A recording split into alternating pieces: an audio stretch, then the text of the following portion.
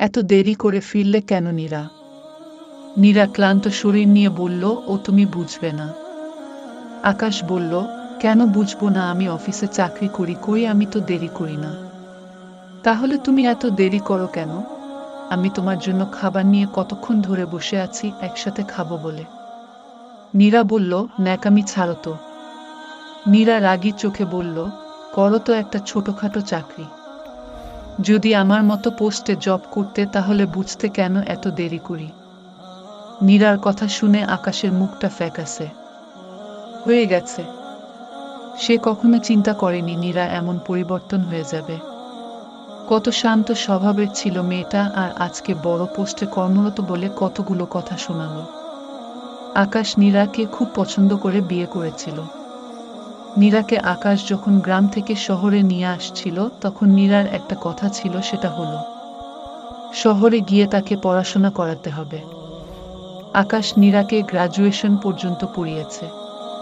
আকাশের পড়াশোনা কম হওয়ায় ছোটখাটো একটা চাকরি করত।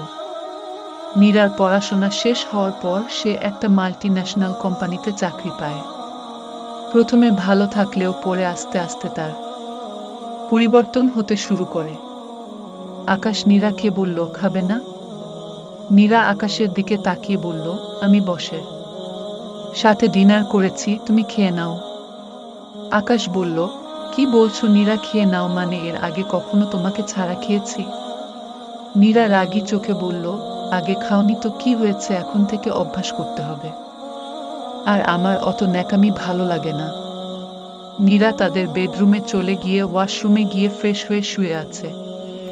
আকাশ খাওয়া দাওয়া করে গিয়ে শুয়ে পড়ল, এদিকে নীরা মোবাইলের দিকে তাকিয়ে আছে।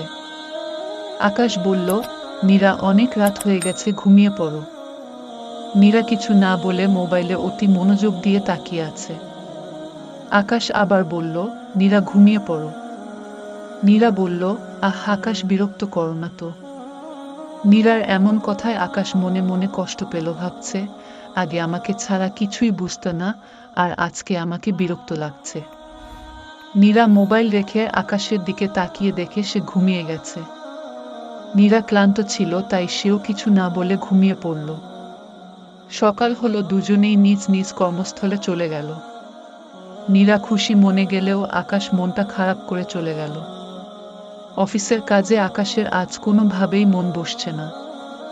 শুধু নীরার কথা মনে হচ্ছে। গল্প ভুল লেখা ফিলিপ সরকার। পর্ব 1।